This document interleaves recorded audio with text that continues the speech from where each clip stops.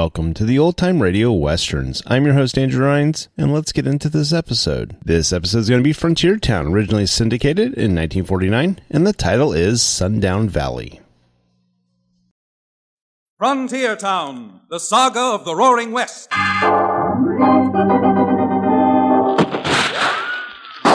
Frontier Town. El Paso, Cheyenne, Calgary, Tombstone.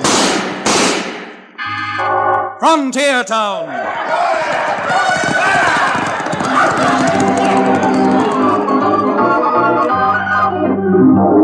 Here is the adventurous story of the early West, the tamed and the untamed. From the Pecos to Powder River, Dodge City to Poker Flat. These are the towns they fought to live in and lived to fight for. Teeming crucibles of pioneer freedom. Frontier Town!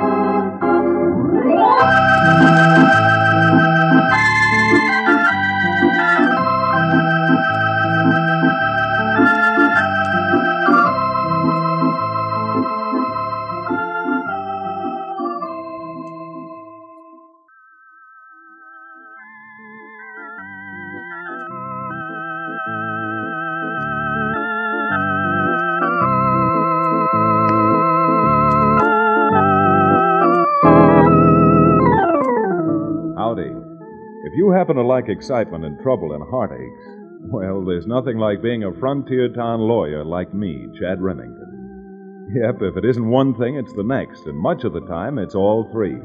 Excitement and trouble and heartaches all together. A pretty good example of what I mean occurred, just about a few weeks ago. About the time I thought that for a while, at least, my life was going to be peaceable. I've got my law offices, such as they are, up over the Dos Rios livery stable, which is owned by Cherokee O'Bannon, now that he's turned over a new leaf and stopped peddling his genuine Cherokee Indian rattlesnake oil. And to all intents and purposes, he's settled down. Well, things were quiet. It was just before supper, and Cherokee had wandered upstairs to try to talk me into eating with him at a place notorious for its bad food, but famous for its bottled goods. Yeah, you're a man of education. Have you ever heard about the Latin races, the French and Italian? Why, certainly, Cherokee. Not only have I heard of them, but I guess I know about as many Frenchmen and Italians as the next man. Why? What's all that got to do with eating supper in a dive? Well, they're pretty fine people, the French and the Italians. They've learned that the worst thing that a man can do to his stomach is to eat food and wash it down with water. Fact of the matter is, you'll always find a bottle of something to... Oh, so that's it, huh? Well, I mean it. Little alcohol not only stimulates the digestive juices, but also relaxes the man. At the rate you've been going lately, I think there'd be nothing better for you Hold it, Cherokee.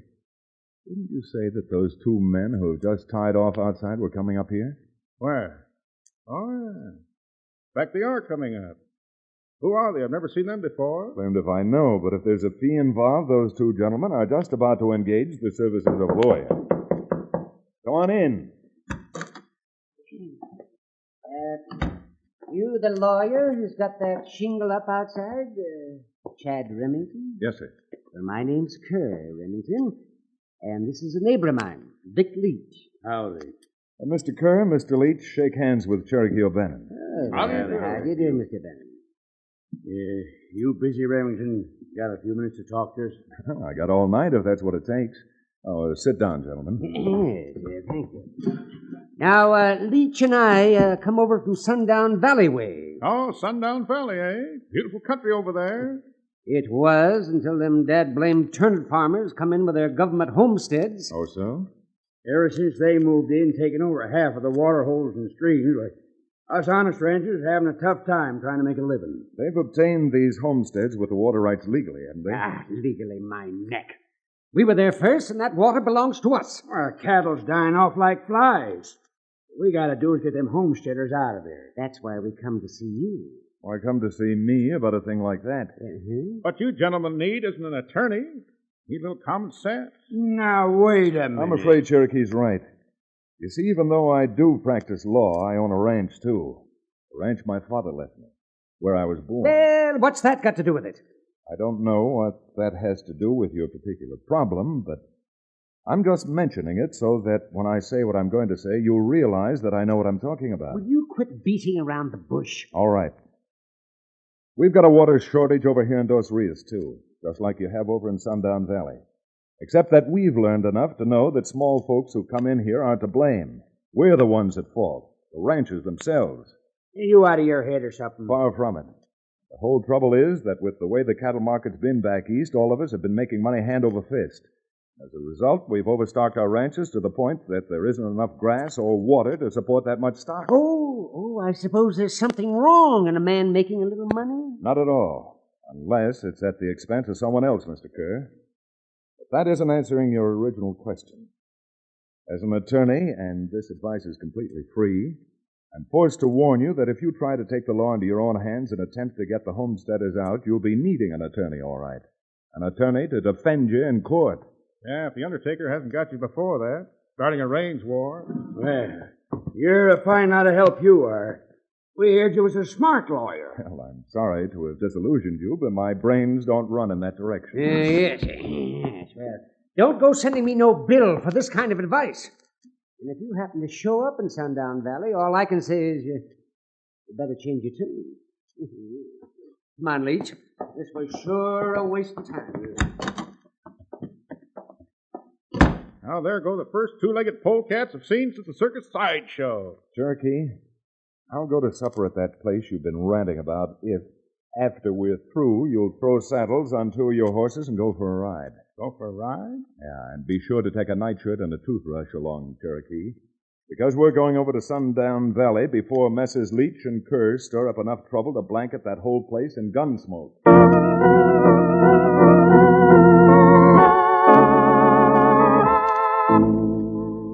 While Cherokee and I were on our way to Sundown, we later found out that Kerr and Leach were already back there and making their own plans. Plans that meant a range war if they ever got the thing rolling. The way I see it, Leach, you could do the whole thing on the QT. Now, if we start blowing things apart, well, Remington's right. We may end up in jail. What do you mean, the QT? Well, not try any strong-arm stuff. Just threaten them filthy messers. Make it uncomfortable for them. Scare them out. Well, I don't know. Nestor's icing don't scare easy. You know that woman lives down by the foot of White Oak Creek? What's her name? You mean Violet Kennedy? Yeah.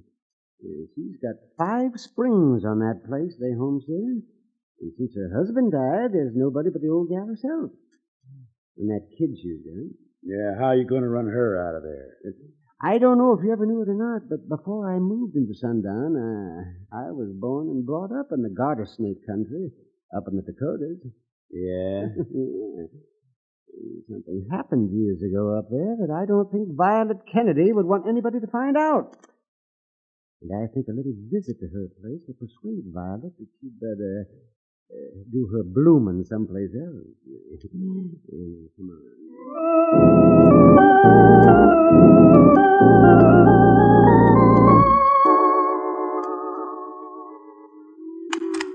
Now, doggone, I need to get off my place or I'll blast y'all. You're making a mistake, Missy Kennedy. We'll see who's making a mistake.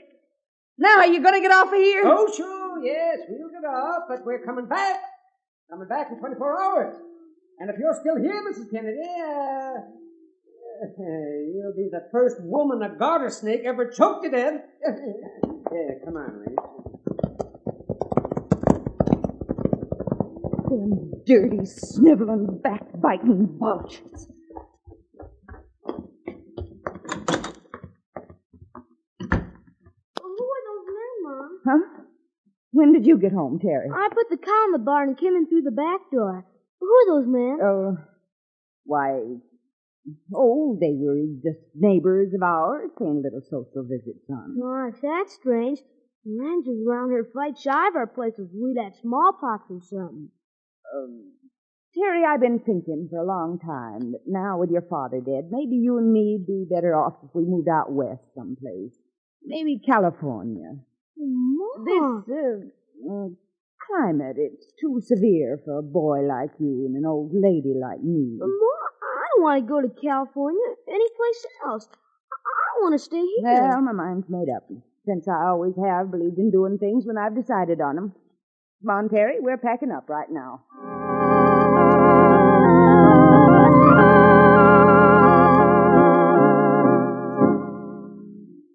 Of course, neither Cherokee nor I, by this time almost the Sundown Valley, knew what Kerr and Vic Leach had done, let alone did we know Violet Kennedy and her 11-year-old youngster.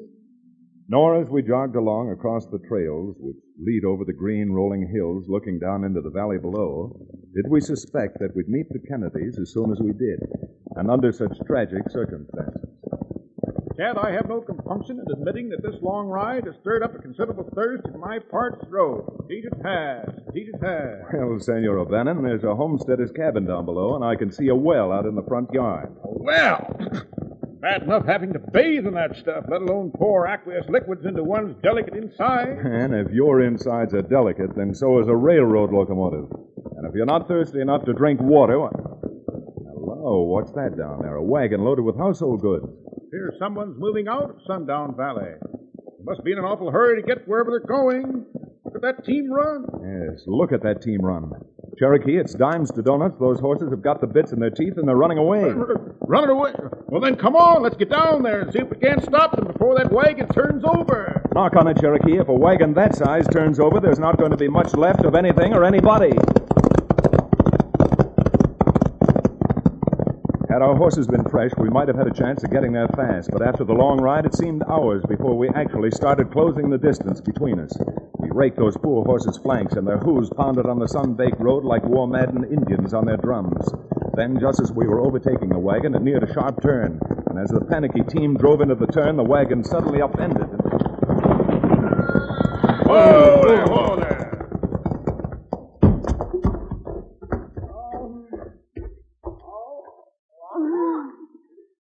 What happened?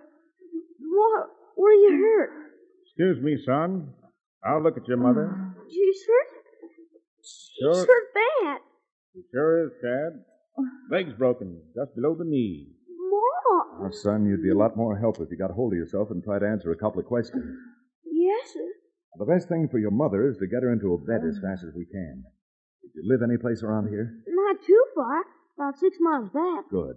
And we'll make a squaw drag and haul her back there till we can get some professional help. Oh, no. Can't go back. Can't. Now, you'd better stay quiet, ma'am, and save what strength you have left. Oh, no. Can't go back there. I'm sorry, ma'am, but we've no choice. Unless you're taken indoors and cared for, you might lose that leg. Mom! No! Come on, Cherokee. We'll see what we can salvage out of what furniture isn't smashed to kindling, and after that, we'll get this lady back into Sundown Valley, whether she wants to go or not. No, please. Please, please.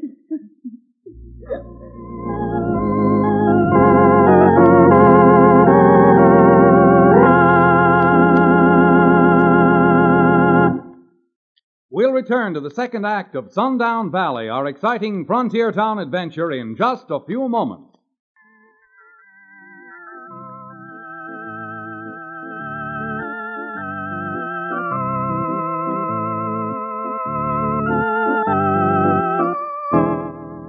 And now, Frontier Town.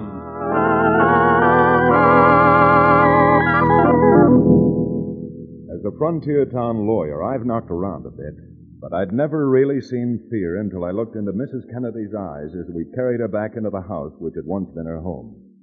We patched up a bed frame as best we could, and improvising a splint with some pieces of broken chair, we made her as comfortable as possible, leaving little Terry to watch over her while Cherokee and I rode back out to the spot where their possessions were scattered for hundreds of yards over the road.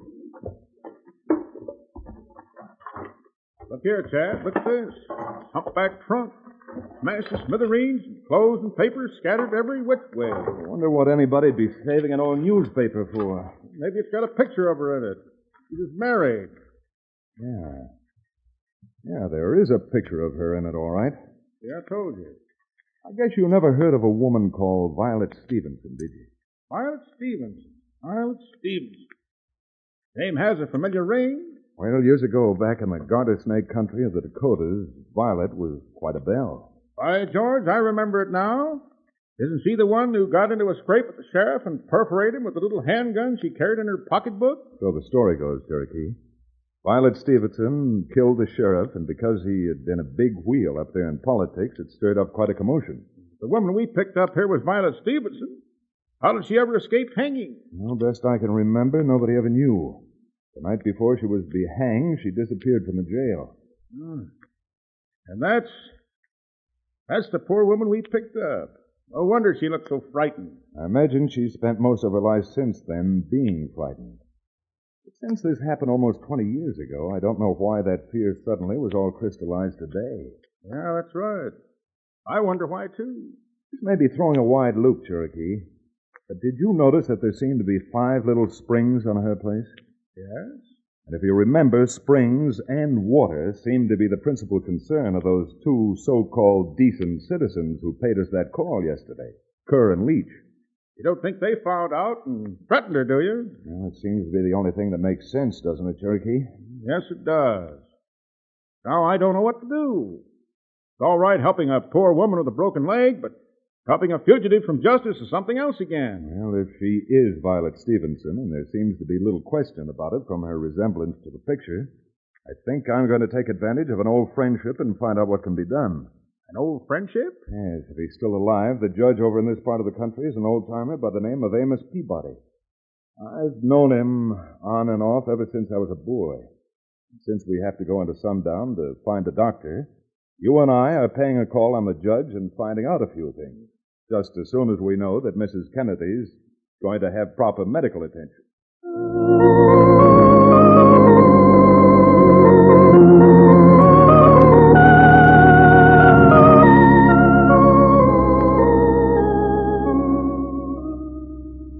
Well, the doctor knew of Mrs. Kennedy and wasted no time packing his bag and heading out there.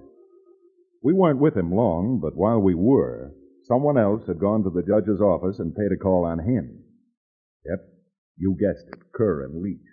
Now, has that Kennedy woman got a right to stick a shotgun in my face and order me off her place, Judge? If her homestead claim has been properly filed and all her assessment work done, the property is hers and she has a perfect right. Well, I don't see no sense in the government giving land away to every Tom, Dick, and Harry. The government isn't giving its land away. The government is the people, and the land is theirs already. Now, look, let's not get into any complicated arguments. Now, Judge, if Leach and me made it worth your while, couldn't you issue some kind of an order? Are you trying to bribe me? Now, nobody minds picking up a little easy money, and besides, that woman's got a pass. Get out of my office, both of you. There's the size of a reward. I said get out. Come on, Kerr. There are other ways to handle this.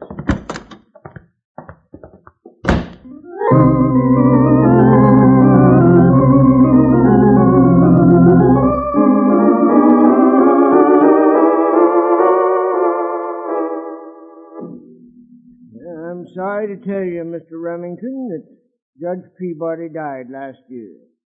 They sent me down here to take his place. Is there anything I can do for you? Well, I'd known Judge Peabody all my life, and I wanted to get his opinion on a few questions. Well, since the law is the law, I don't see why this eminently respectable jurist couldn't give you the same opinion, Chad. Well, this is a hypothetical case, Judge. But suppose about 20 years ago a woman had committed a serious crime. Since then, she has lived a decent life, married, and has a son.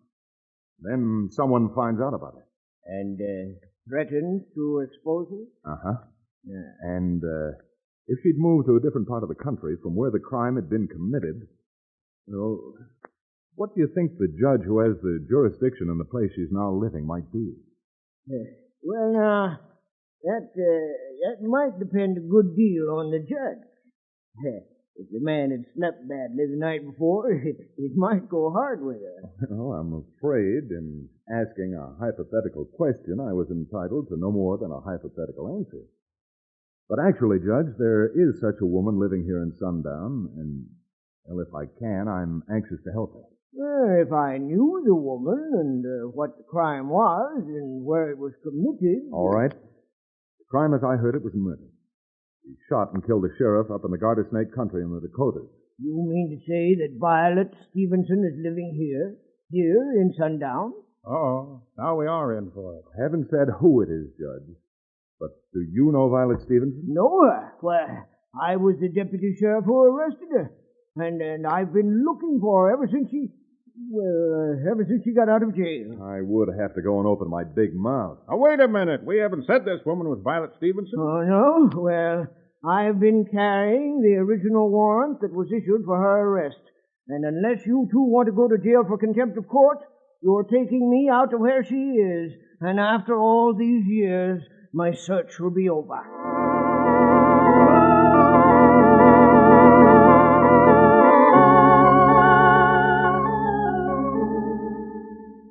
Well, this is a fine mess, with that Kennedy woman back there living in that cabin again. If that dad-blamed judge had a brain in his head, he would have helped us. But he didn't. Now, after boasting about how we got rid of her, we made a couple of fools of ourselves. Maybe we have. Maybe. I just remembered. That cabin she lives in is right at the foot of Devil's Slide. The kitchen window isn't 10 feet from the cliff. Yeah? That's a dangerous place to build a cabin. I mean, there have been a lot of landslides down Devil's Slide. What if there should be a landslide again? That cabin would look like a busted matchbox. Oh, what in tarnation makes you think there's going to be a landslide? Oh, you're not-headed idiot. Don't you see?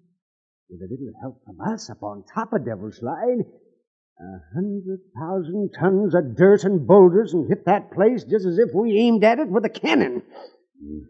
Well, I don't know, Kerr. Well, I do. So come on, Leach. We're getting out the Devil's Slide. And believe me, we ain't wasting no time.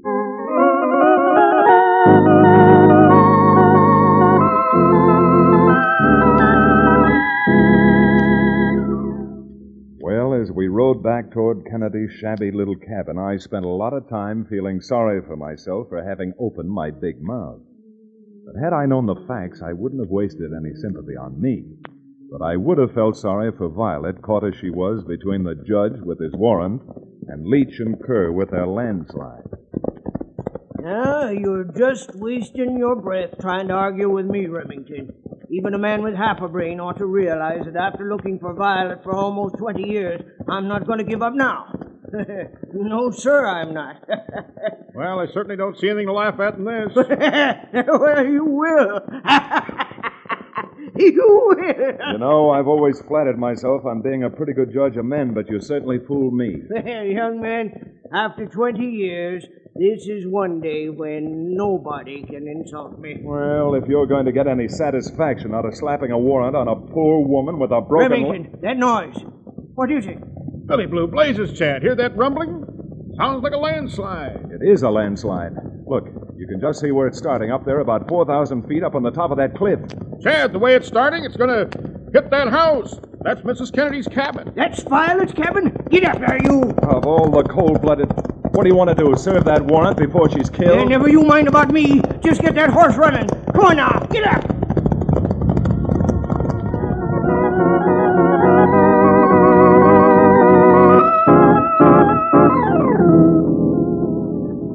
Cherokee, come on. There's still a chance we may be able to get her out of that house. Mr. Remington, quick! Help me get Mom out of here. Get Terry out of here. Never mind me. I can't move. There, Violet, we're going to get you out of here if it's the last thing we do. Now, come on, boys. Lend me a hand before the lot of us are killed. All right, easy now. All right, up she goes. Terry, you open that door and then run for it. All right, Chad. Let's get her out of here now. Don't stop here. Come on. That landslide's almost on top of us. I'll hold her, Judge. Judge, who are you? Hey, never mind, Violet. I've got you now, and I'm never going to let you...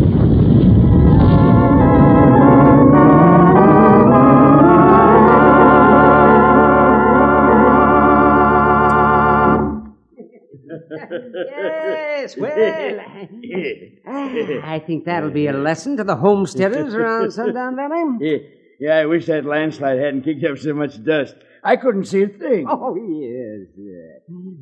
We're better than Mother Nature. When we start a landslide, it's really a land. Yes, Mr. Kerr. When you start a landslide, it'll land you in prison. All right, come on in, Judge. Hey, you got any idea of making a run for it? You two filthy, sneaking, double-dealing, dirty, yellow-spined buzzards. There are 5 more of these in my gun, and they're all going plumb through you two. I guess they lost all their fight, Chad. Come on, let's haul them back to town so we don't hold up the wedding.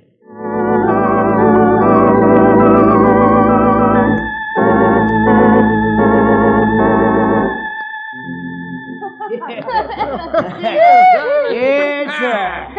Violet, they pardoned you almost a day after I let you out of jail. Found out what really happened. What really did happen, Judge? Well, that confounded sheriff was jealous that Violet was soft on me. Got himself liquored up and tried to talk her into running away with him.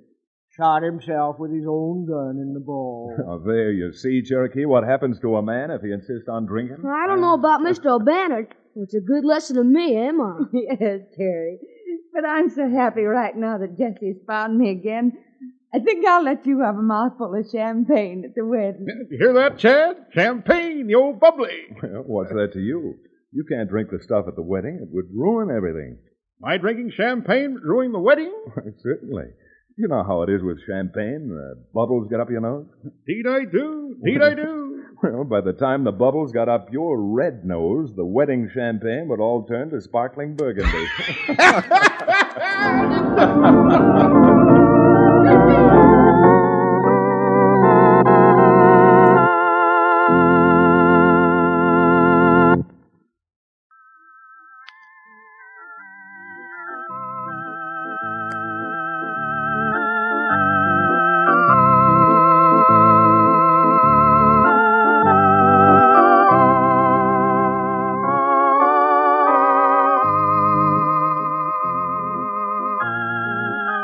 Frontier Town, starring Reed Hadley and featuring Wade Crosby, is a Bruce Ells production. Story and direction by Paul Franklin. Music written and played by Ivan Ditmars. Be sure to be with us again same time next week for another fine action-adventure story with your favorite young Western star, Reed Hadley. And now this is Bill Foreman telling you that Frontier Town comes to you from Hollywood.